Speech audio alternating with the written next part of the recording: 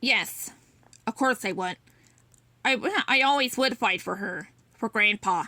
It was so easy in that moment to make that promise to her, to myself. It seemed so obvious. So clear that, of course, this would be a thing, too. I had no idea that in such a short 24 hours that promise would be tested. Once more, I didn't know how I got to where I was going, but it wasn't from full fear or panic now, but from never having felt so completely overwhelmed before. I had never been so much in such a short span of time, experienced so much. My eyes have been open wide to things I'd never even imagined. And my own guilty confusion pressed down hard on me. I reached the East River, coming to realize two things. I had judged my grandfather so horribly, and in the end, it turned out I knew nothing about him or my own family. And that I also knew nothing about Mr. Drew, so how could I possibly understand his motivations? What was happening at work? I needed to know his story. Everyone has a story to tell, even if it's fictional. I tossed the bag with the papers, pen, ink bottle, rags, and my grandfather's nightshirt into the black water in front of me. It bobbed for a moment, and then slowly sank. I didn't feel good about it, just more unsettled. The water looked like ink. Chapter 18. There was nothing in me that felt like going to a party. It had been everything I was looking forward to for the last few weeks. And now it loomed like a dark cloud on a sunny day. I'd almost been hoping, with all the chaos at the studio, the thing would be cancelled. But the studio reopened 2 days later, and everyone went back to work as if nothing happened. Of course, for most people, it hadn't been such a big deal. 2 days off, a little holiday. But what Dot and I experienced, what had we seen? Going back to the building was a terrifying thing. I wasn't in any kind of position to quit. I had to keep making money for my family, but I also knew that I was done searching in the dark corners. I was keeping my head down and leaving before it got dark. Focused on my work. And the Mr. Drew thought it was safe enough for us all to go back inside. Well, I trusted him. Still. Mostly. Mr. Drew gave a little pep talk in the lobby. I know it's been a tough few days, but we reopen and the work goes on. Let this be a lesson to anyone who thinks they can mess with our studio. He laughed heartily and everyone applauded.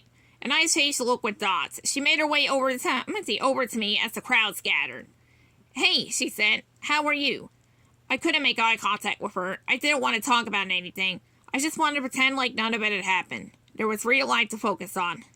I was done with monsters. I had to get to work, I said, and pushed past her. She didn't chase me. Dot didn't really chase after people. Funny night sitting here writing this, hoping to reach her. The party was Friday, and as the day approached, the storm clouds gathered in my mind. The music department was still shut down, and no one had heard anything from Sammy. Dot and I hadn't even talked about that night because I'd been avoiding her. I don't think she understood why. Why would she? Well, she probably thought I was still scared about the terrifying creature in the dark, and the violinist. And I was, but I couldn't tell her the other part. That I was still processing everything Ma had told me about what had happened to Grandpa during the war. That being said, Grandpa seemed pretty fine, completely unaffected by the ink. I guess after everything he'd been through, a strange night like the one we had was not really that big of a deal. He went back to his old self and only disappointed I'd thrown out the drawings and the ink.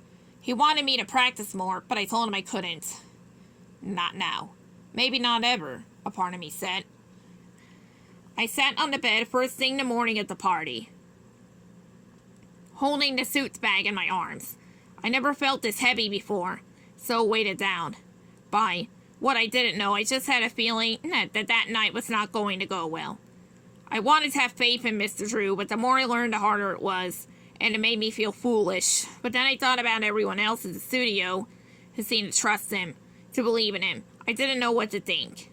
Sad? Grandpa asked, sitting next to me. I didn't even know he was there. Tired? He nodded. Yes, he said. I could tell he was looking at me, but I didn't want to look back.